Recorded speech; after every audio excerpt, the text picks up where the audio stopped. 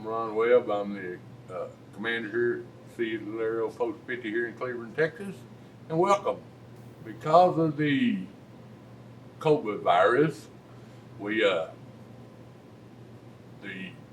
parameters of have it out at the memorial out there, we wouldn't allow us to have enough people there to make it feasible. So we decided that the next best thing would be having a video of it and let everybody can see it. Whereas even out the memorial, not everybody comes and not everybody can see it, but this way everybody will be able to see it and zoom in on it and have a good time.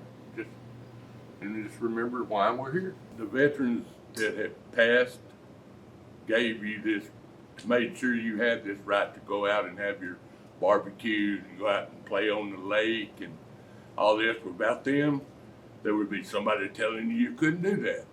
So that's why we honor them. My name's Kenneth Peters Jr., and I am the 6th District Sons of the American Legion Commander. And I'm not a veteran, however, I have been a 30-year member of the Sons of the American Legion. I've been honored to joined it to honor my father who was in the Air Force, and my grandfather was in the World War I. And you know, we help. Our job is to help the veterans here in any way we can. We work with children and youth, and we are one of the biggest contributors to the Children and Youth Foundation. And you know, we help the community on different things. You know, we're always here to serve and help our veterans because we love our veterans, and without them we wouldn't be here. You know, we're so thankful for that. Really, just almost makes me cry thinking of what they went through, and you know, and of course, not being a veteran, I don't know everything they went through. I just heard the stories from them, and you know, it's just, and I'm thankful for our freedoms that we have here. And you know, there's just so many things to be thankful there.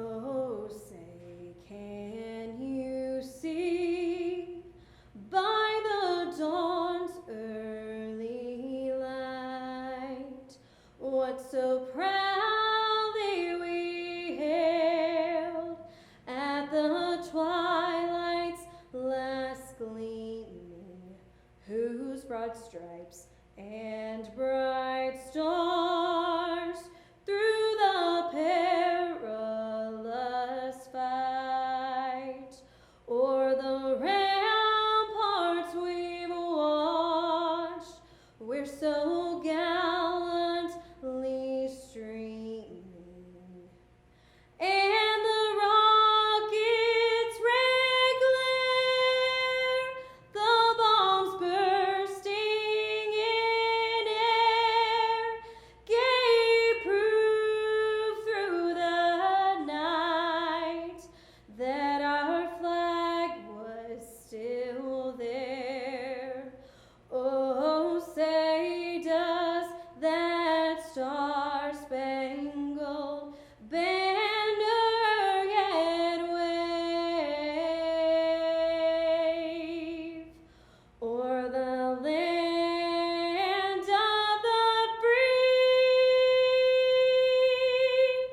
and the home of the brave.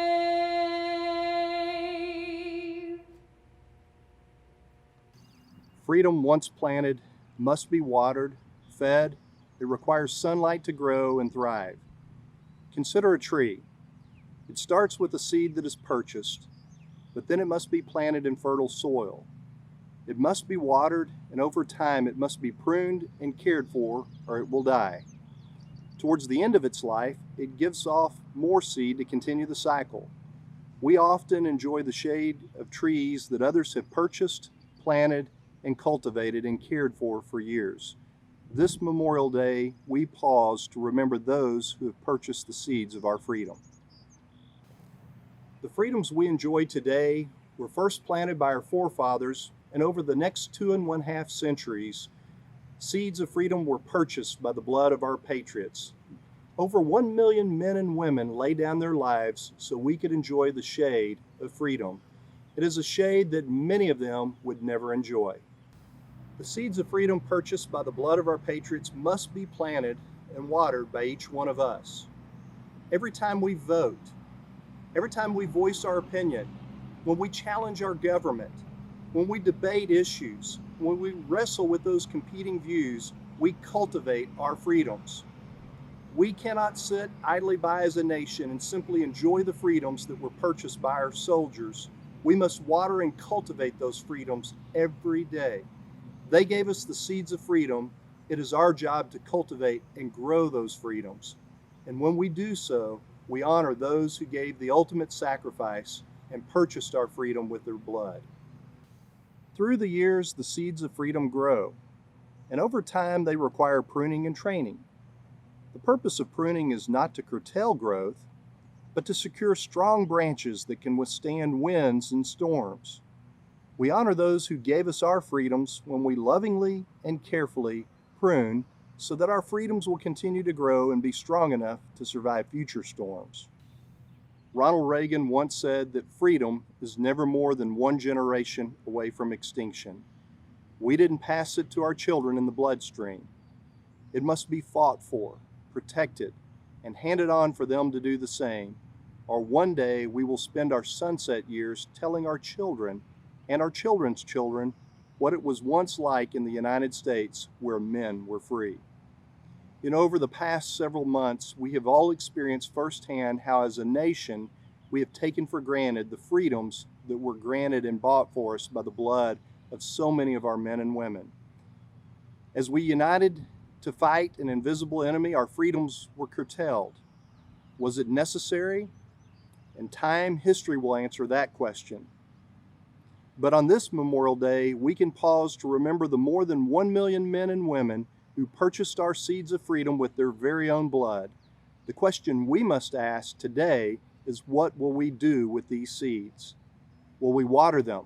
Will we feed them? Will we place them in the sun, and as they mature, prune and strengthen them so they can withstand the future storms like the coronavirus? Will we preserve them for future generations? Today, more than ever, President John F. Kennedy's words ring true. Ask not what your country can do for you, but ask what you can do for your country.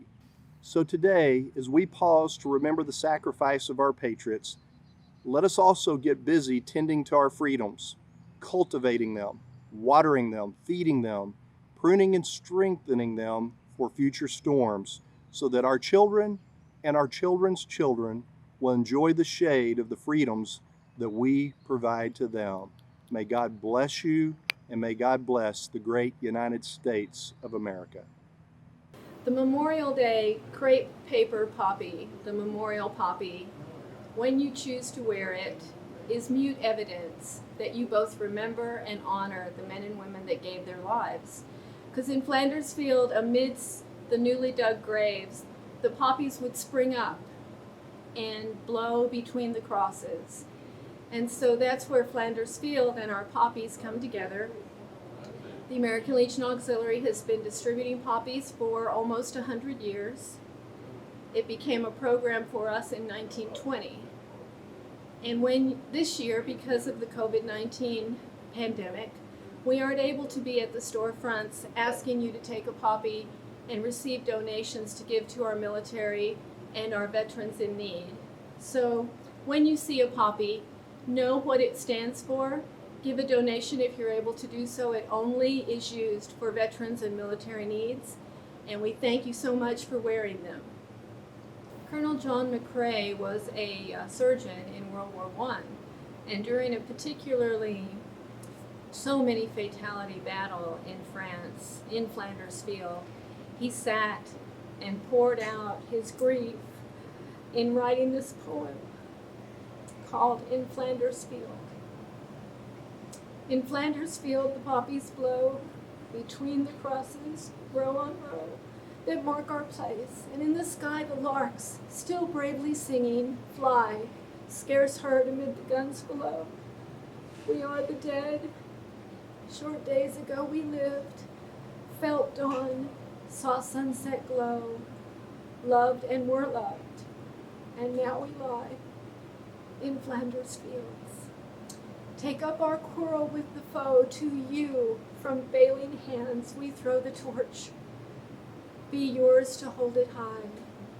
If ye break faith with us who die, we shall not sleep, though poppies grow in Flanders fields. And so the American Legion Auxiliary, together with the American Legion for the last over 100 years, have tried to honor the men and women that gave their lives, that sacrificed their all in battle for us, for our way of life and our freedoms. And you just can't begin to be grateful enough for all they gave, for all their families lost. And for that reason, Memorial Day is so much more than the start of summer.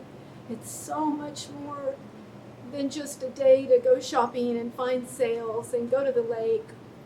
We should all pause, even as we enjoy our holiday, to remember why it is a holiday. Because were it not for them, who can say what kind of life we would have today? World War I, World War II, so many wars, so many deaths. And Memorial Day is when we pause to remember all of them.